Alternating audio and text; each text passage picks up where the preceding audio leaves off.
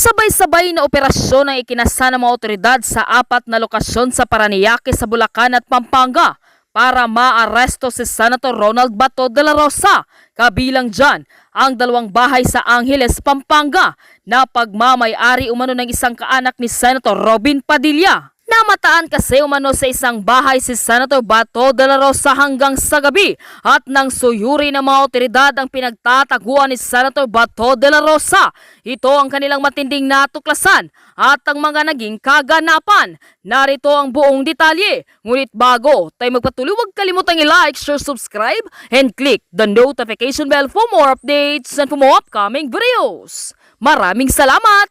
Mag-aalas 6 ng umaga nang sunod-sunod na dumating ang mga sasakyan ng Criminal Investigation and Detection Group o CIDG ng Pulisya at National Bureau of Investigation o NBI sa subdivision ito sa Barangay Balibayon ng Angeles, Pampanga. Bumaba ang mga tauhan ng CIDG at tumapit sa isang bahay na pagmamay-ari umano ng isang kaanak ni Senator Robin Padilla at agad na hinanap si Senator Bato de la Rosa. Ayon kasi sa isang source na nakatanggap ng impormasyon ng mga otoridad na narito si De La Rosa ng gabi, May 26. Ito rin ang sinabi ng Purok Leader na nakausap ng NBI at CIDG. Pinatawag po nila ako para mag-assist po sa kanila, para mag-ikot po, mag-search po sa loob. Kasi meron na pong warrant of arrest daw si Senator Bato.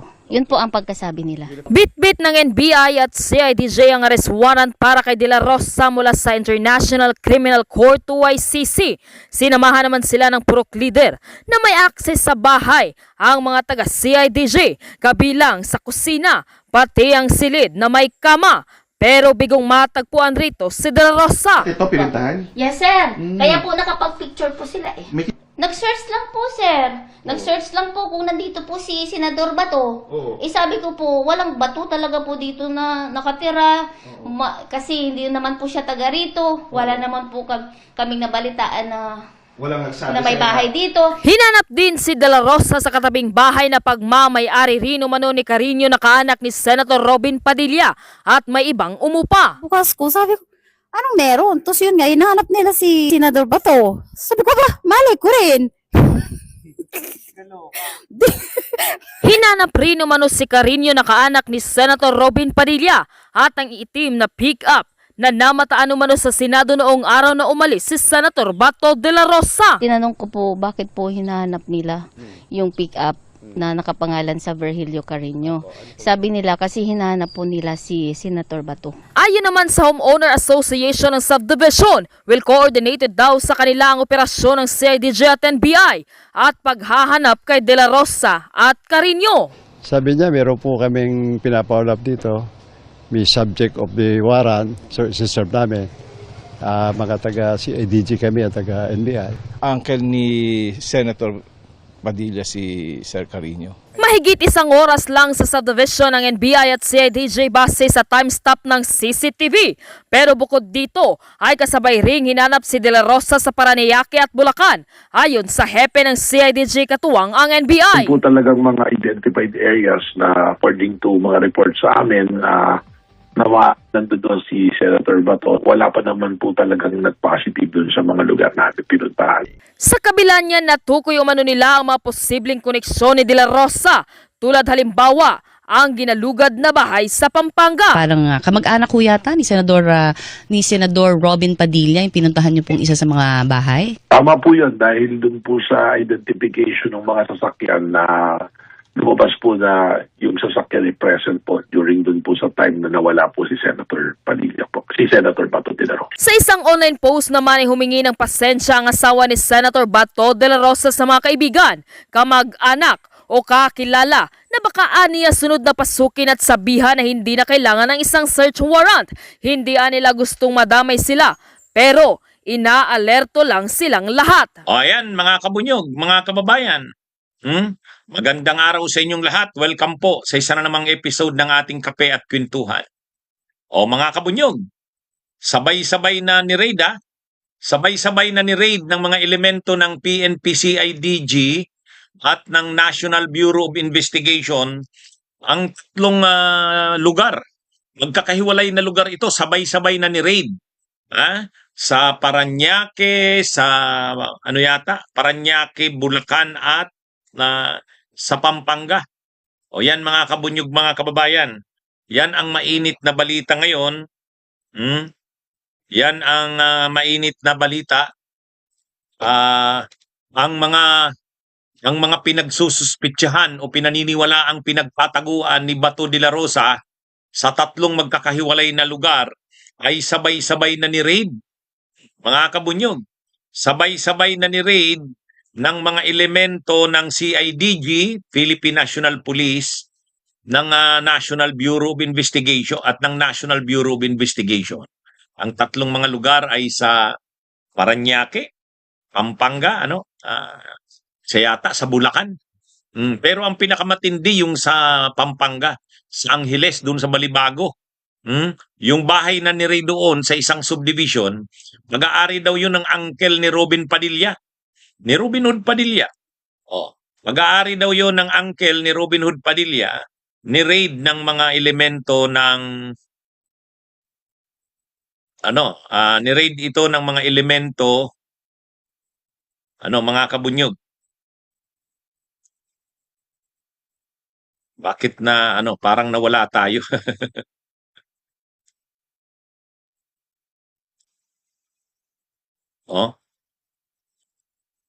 Mayroon pa ba tayo sa Mayroon pa ba tayo sa YouTube?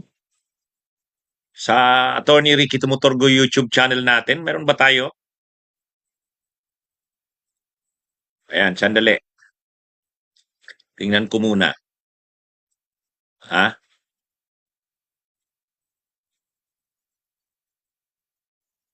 Ayan. Mayroon tayo sa Attorney Ricky Tumutorgo ba? May nanonood ba sa atin sa Attorney Ricky Tumutorgo YouTube channel natin? Sa Attorney Ricky Tumutorgo YouTube channel? Ayan, mga kabunyog.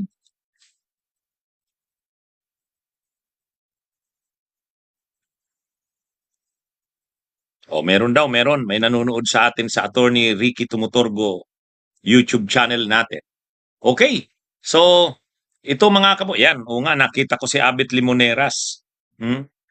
Okay, so mga kabunyog, mga kababayan,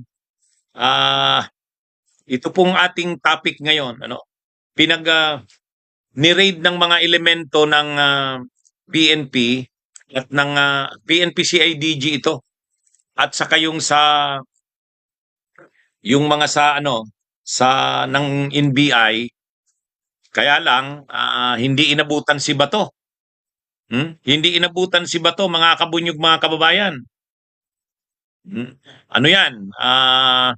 Anyway, hayaan natin kung hindi man inabutan si Bato ngayon, parang lang yan, parang dry run. Yun. Parang dry run ang labas niyan, mga kabunyog, mga kababayan. Bakit dry run? Ito parang lumalabas dito. At least nakikita natin gumagalaw ang PNP at ang NBI, hindi man inabutan ngayon si Bato sa susunod niyan. Tsaka yun, sigurado nagdala na yan ng matinding takot kay Bato. Sigurado nagdala na yan ng matinding takot kay Bato. Siyempre nakarating na sa kanya. Malamang talaga namang ginagamit ni Bato yung lugar na yon. Malamang totoo yan. Kaya lang sa pagkakataong ito, wala na si Bato doon. Anyway, hindi man nagtagumpay yung mga pag-raid ngayon ng mga elemento ng NBI. Sige lang, suportado kayo ng taong bayan. Ang importante ginagawa nyo, ginagawa nyo ang mission ninyo, ang trabaho ninyo.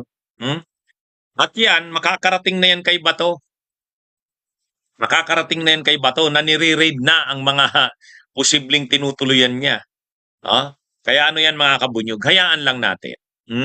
Pero ang sigurado dyan, kabado na yan si Bato. Ibig sabihin, talagang determinado ang gobyerno na huntingin siya. Actually, nagsabi na si NBI Director Melvin Matibag. Sabi niya, mahirap-hirap lang talaga itong kay Bato kasi alam naman natin, military yan, dating PNP chief. Kaya hindi rin madali itong paghanap kay Bato at pag-aresto kay Bato. Pero sabi naman ni Director Matibag ng NBI, sabi naman ni Director Matibag, sa bandang huli, maaaresto rin yan si Bato. Hayaan natin yan. No? At ang maganda dito, nagtutulungan na ang PNP, CIDG at ang NBI. Dati kasi, NBI lang yung nakikita nating gumagalaw, di ba? O, yun dati yung PNP hindi. O, pero dito, magkasama na yung PNP at ang CIDG. Ang PNP, CIDG at ang NBI. Hindi tulad nung una, parang sulo lang ng NBI ni Director Matibag, Melvin Matibag, sila lang yung gumagalaw. Dito kasama na yung CIDG. Kaya saludo tayo na sa pagkakataong ito, ang mga major law enforcement agencies ay nagtutulungan na. Ano, mga kabunyog, mga kababayan. Ano man ang sabihin, magkantsaw man ang mga DDS na walang inabutan, pero sigurado yan, kinakabahan na yan si Bato. Kinakabahan na yan si Bato. Mga kabunyog, mga kababayan. Kasi alam niya, desisyonado ang gobyerno. Kaya ano ito, hindi man sila nagtagumpay ngayon, saludo na rin tayo na nagtutulungan na sila. Yun naman yung hinahanap natin na yung mga law enforcement agencies natin ay magtulungan. Kasi dati, ang mahirap kasi nung dati, NBI lang yung naghahanap kay Bato. Ang desisyonado lang na mag-aresto kay Bato ay NBI, sila Director Melvin Matibag.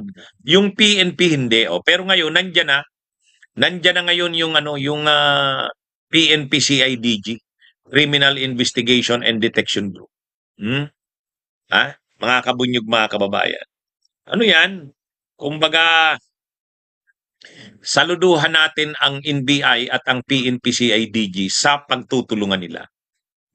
Hindi man inabutan si Bato doon sa 3 lugar na yon na magkakahiwalay. Yung takot na dala-dala kay Bato niya, natutorture na yun. Lalo na yung pamilya niya, lalo na yung asawa niya, di ba? Yung asawa niya nakikiusap na. Kasi alam din nila yan. Parang katulad din yan kay Kibuloy.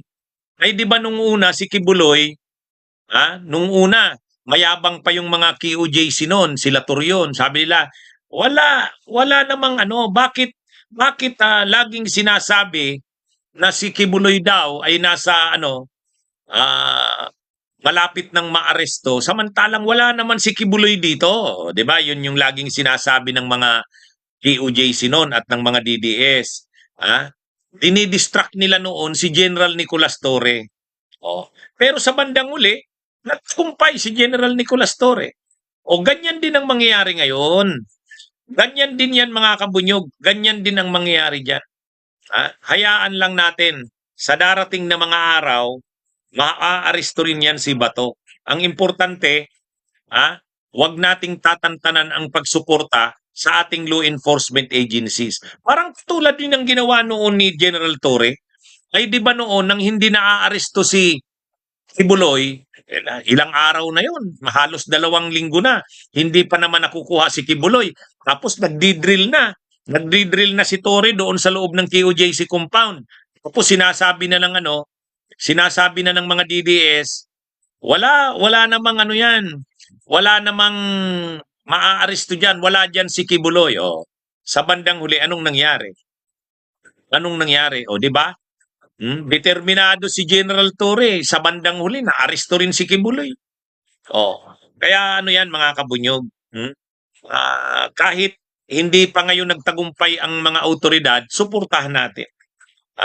Kasi mahirap din tong ginagawa nilang ito Siyempre, hindi naman simpleng target si Bato. Ito pa, mga kabunyog. Si Padilla, si Ruben Hood Padilla, kapartner ni Bato. Sinampahan na ng reklamo, nirekomenda na ng CIDG sa Department of Justice na kasuhan ng obstruction of justice. Yan. Ito na, mga kabunyog, mga kababayan. Ito, formal nang nagrekomenda ang Philippine National Police Criminal Investigation and Detection Group nakasuhan, kasuhan si Robin Hood Padilla at ang iba pang individual na kasabwat sa pagpapatakas kay Bato noong May 14 ng madaling araw. Ito mga kabunyog, mga kababayan, ito? Matinding balita na naman ito.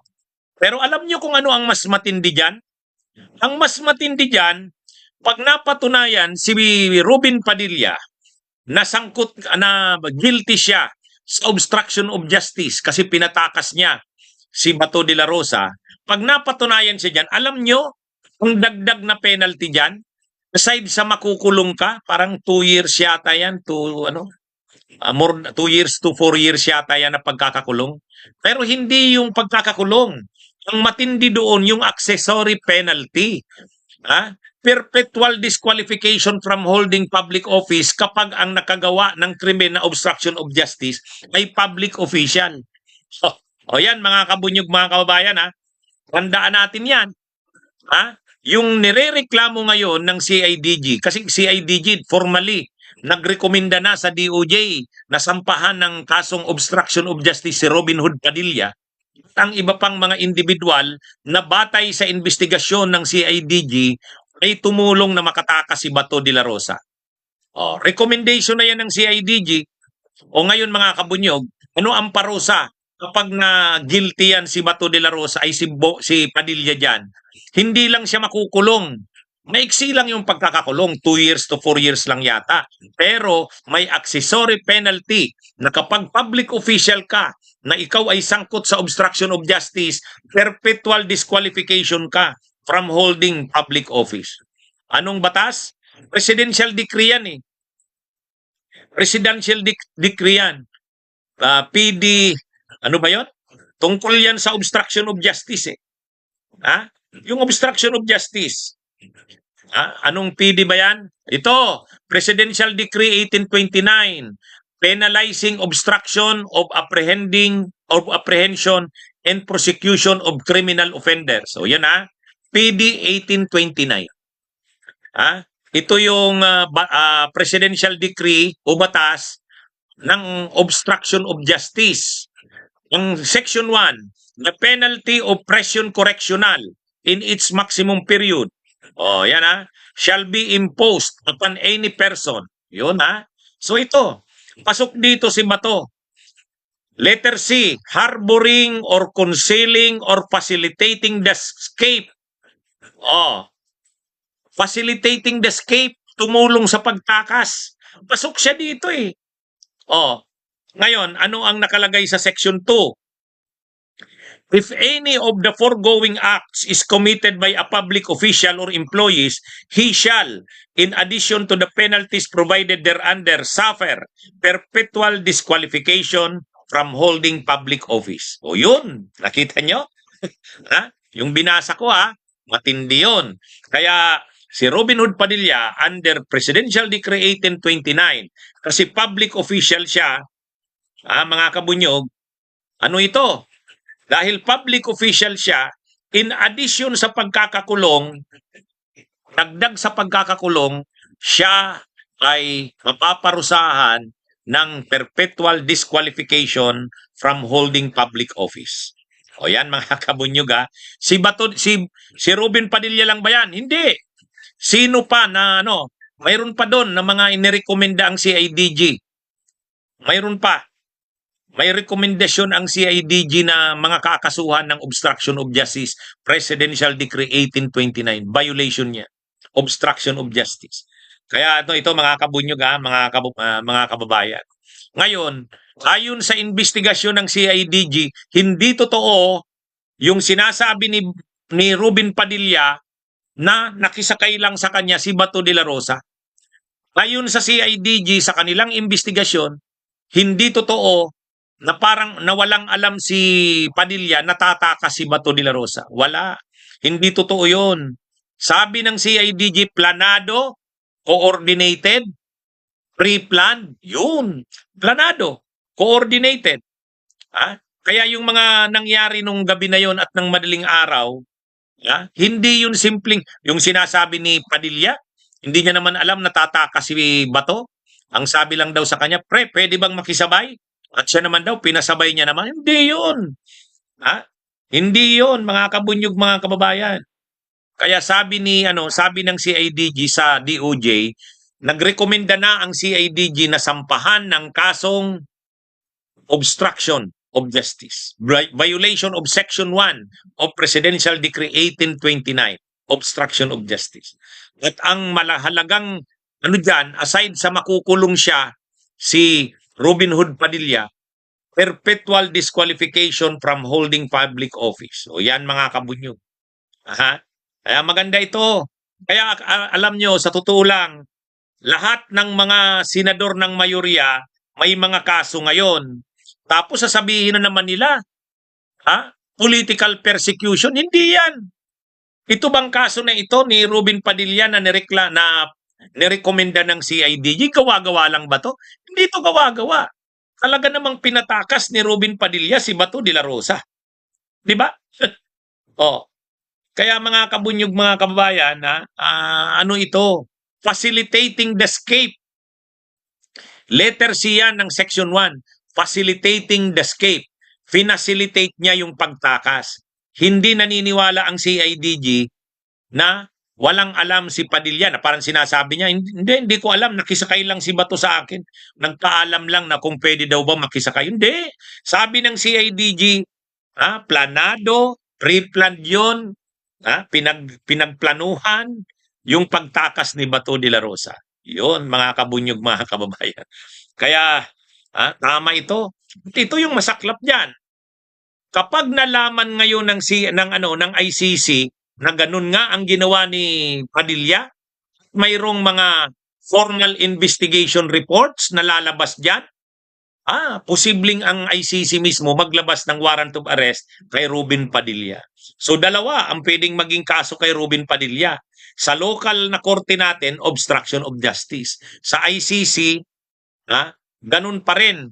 Offenses in the administration of justice. Okay? Kaya wag nilang sabihin na panggigipit na naman yan. Ginawa ni Robin Padilla yun. Pagbayaran niya yun.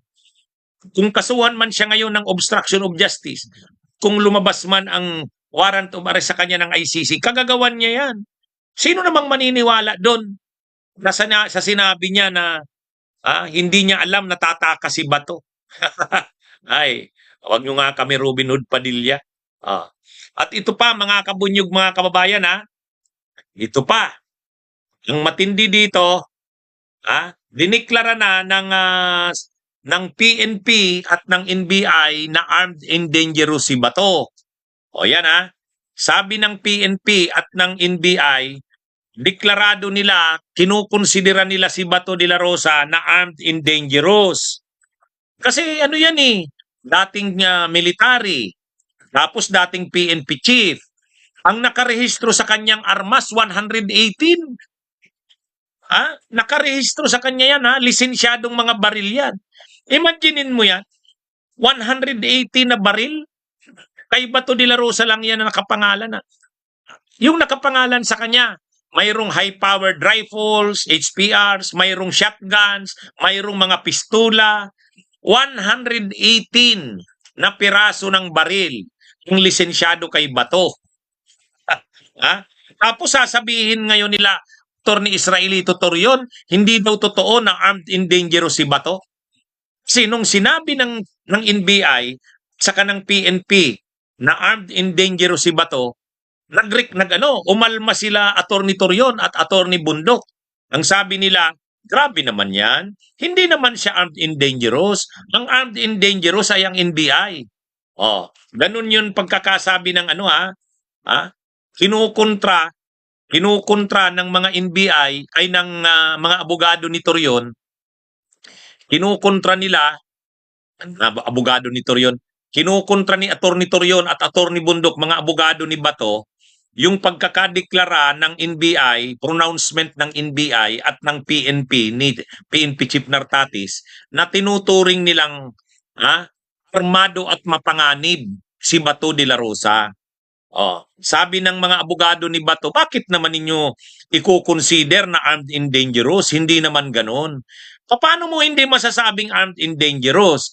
Ang baril na nakarehistro sa kanya, lisensyado yun 118.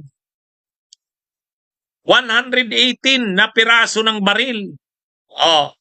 Di ba? Tapos sasabihin mo, hindi armed and dangerous. At saka si Bato mismo nagsabi na rin Nagsabi na rin si Bato, hindi siya pahuhuli, hindi siya paaaresto. Yun yung yun yung sabi ni Bato. Ano man ang mangyari, hindi siya paaaresto. Naniniwala rin ang NBI at ang PNP talagang hindi hindi basta-basta paaaresto si Bato. Ano ang patunay na hindi paaaresto si Bato? Basta-basta. Hindi ito madaling arestuhin. Nakita nyo naman yung pagpasok doon sa batasan. Ano pa lang, linapitan pa lang siyang ng 2 NBI na babae.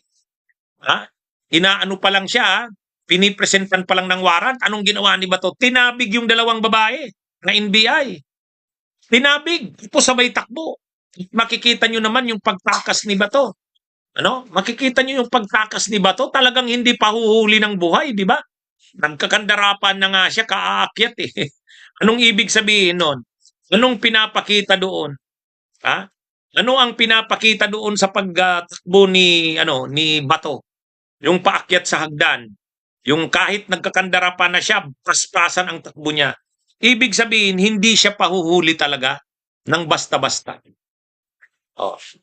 Ano kasi si Bato? Ayaw niya nang matulad kay Duterte na madala sa ICC. Kaya gagawin niya ang lahat. Ngayon ang tanong, manlaban kaya si Bato? Ay sinabi naman ng PNP, sana wag manlaban si Bato. Sana wag manlaban. Sabi nga ng PNP, ni PNP Chief Nartatis, sana sumuko ng mahinahon si Bato. Kasi dati naman siyang police officer. Dati naman siyang PNP chief. So sana mag-cooperate na lang siya. Ay kaya lang mukhang talaga si Bato Sabi nga ni Director Melvin Matibag at sabi ng PNP, kung titingnan yung padron, yung pattern ni Bato lately, hindi pa aaresto basta-basta Bakit? Nagtago ka ng 6 na buwan. Halos 6 na buwan ka nagtago. Tapos nung nagkita ka doon sa batasan, pasok niya pa lang doon sa entrance, nilalapitan pa lang ng NBI, biglang tumakbo na. Pinabig yung 2 Sabi nga nila Director Matibag ng NBI, hindi namin inaasahan yun Na-underestimate namin si Bato. Kala namin pag linapitan ng arresting officers ay susunod. Hindi Nang lumapit yung mga NBI, babae nga yun, tinabig yung NBI. Tapos tumakbo na papasok. Wala nang nakapigil sa kanya, wala nang lingon-lingon. Kahit hindi naman NBI yung humahabol sa kanya, mga staff niya. Di ba?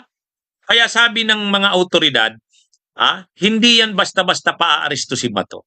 Kaya handa sila sa ganun. Bagamat wino-workout nila na sana si Bato ay mag-cooperate.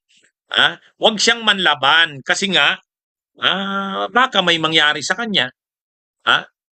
Kaya pinapakiusapan si Bato na mag-cooperate. Si dati naman siyang PNP chief, police officer siya. Senador siya ng bansa.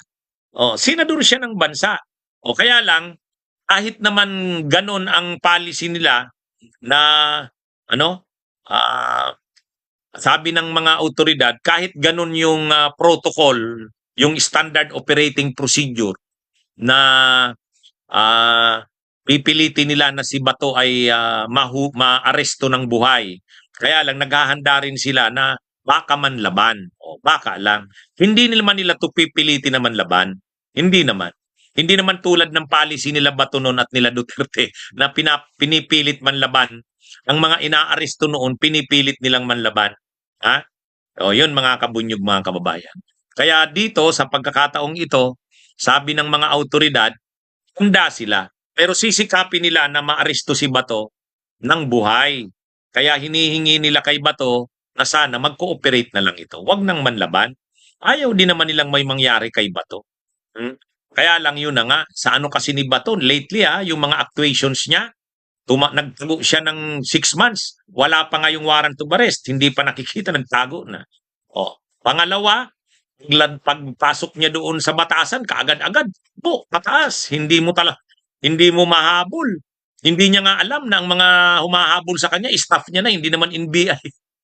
Pangatlo, nung malaman niya na denied ang TRO niya, walang binigay na TRO, agad-agad, tumakas kinaumagahan.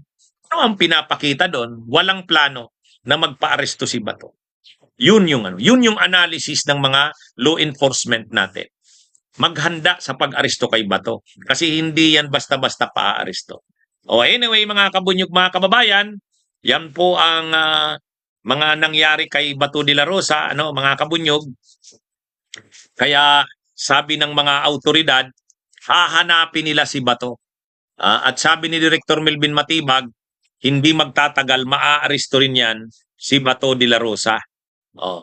Ngayon mga kabunyog, itong mga mayors sa ilalim ng Mayors for Good Governance, actually ito yung grupo nila Mayor Benji Magalong ng Baguio City, nila Mayor Vico Soto ng Pasig, sila Leni Robredo ng Naga City, Mayor Joy Belmonte ng Quezon City, mga mayors yan. Mga mayors na members ng Mayors for Good Governance, nagpalabas sila ng statement itong mga Mayors for Good Governance. Sabi nila, dapat itigil na ang pagsweldo kay Bato, ang pagpundo sa kanyang mga staff. Pati yung operations ng kanyang opisina dapat itigil na yan. Sabi ng mga mayors, pinangungunahan ni Mayor Benji Magalong. Yan, si Mayor Benji Magalong, dating PMA yan. Dati ring opisyal yan ng PNP. Pero hindi rin siya sang-ayon sa ginagawa ni Bato. Hindi siya sang-ayon. Sabi ni Mayor Benji Magalong at ng iba pang mga mayors na members ng Mayors for Good Governance, hindi tama na ang Senado ay nag-tolerate ng isang miyembro ng Senado o isang senador na sinisweldoan kahit hindi pumapasok. Kumbaga, hindi tama. Mga mga mayors na yan, nagsalita na, 80 yata na mayors ang nakapirma. Isa doon sa nakapirma, dating PMAyer din at dating official ng PNP, si Mayor Benji Magalong, mayor ngayon ng Baguio City. Sabi niya, hindi dapat, pag hindi ka pumapasok, senador ka, may delikadesa ka din dapat na huwag kang magsisweldo. Isarado mo na lang yung opisina mo kung ganun din lang. Yun ang sabi ng mga mayors. Pangalawa, dapat ang Senado ay hindi buwan ng mga wanted ng batas. At ang Senado rin hindi dapat pinoprotektahan ang sino man na wanted ng batas. Wanted ng batas si Bato de la Rosa. Bakit pinoprotektahan ng Senado? Yun ang statement nila Mayor Benji Magalong, mga kabunyog, mga kababayan. Kaya ito, mga mayors na ang nagsalita. Mayors for Good Governance. Grupo nila Vico Soto, Mayor Joy Belmonte. Dalawa ang importanteng laman ng kanilang linabas na statement. Pinirmahan nila to. Ang unang laman ay mga kabunyog, hindi dapat tumatanggap ng sweldo ang isang opisyal ng gobyerno, lalo na't senador ka, na hindi ka naman nagtatrabaho, nagtatago ka, hindi ka naman pumapasok. Dapat hindi ka tumanggap ng sweldo. At yung mga staff mo, hindi na rin dapat tumatanggap ng sweldo. Pera ng taong bayan yan. At mali sa Senado na pinuprotektahan ito ang kapwa nila senador na wanted ng batas. Mali. Kaya sabi ng mga Mayors for Good Governance, sana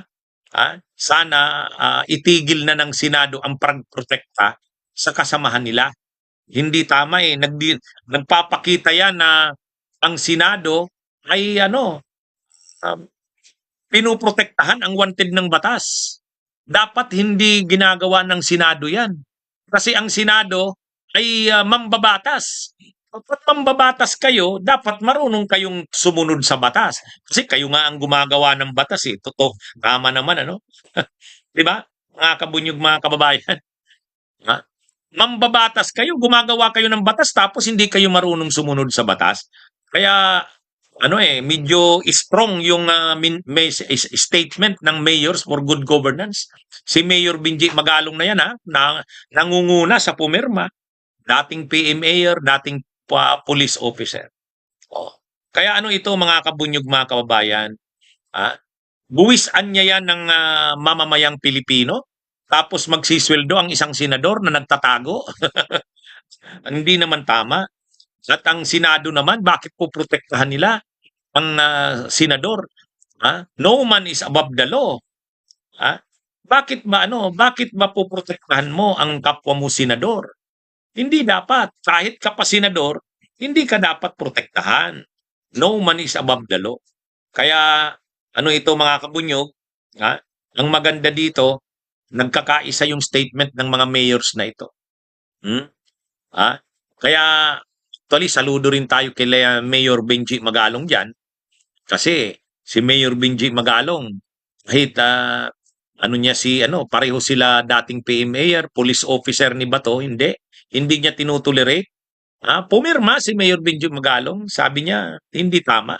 Hindi magandang limbawa na si Bato de la Rosa na dating nasa law enforcement dahil PNP chief dati at senador siya ngayon tapos ganyan. Yan mga kabunyog, mga kababayan, yan po ang maiksing laman ng statement ng mga mayors for good governance. Mga kabunyog, mga kababayan. So, sa kabuuan nito, talagang ang sentimiento ng taong bayan ay dapat maaresto na si Bato de la Rosa at mapanagot. Nagsalita na ang Korte Suprema di ba matagal nilang hinihintay ang Korte Suprema? Sabi ng mga DDS, hintayin nyo ang Korte Suprema.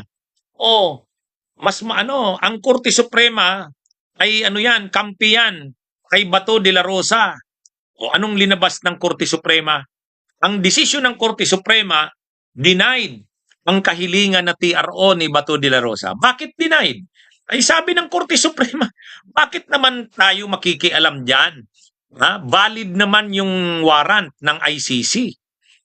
Masisira ang international relations natin.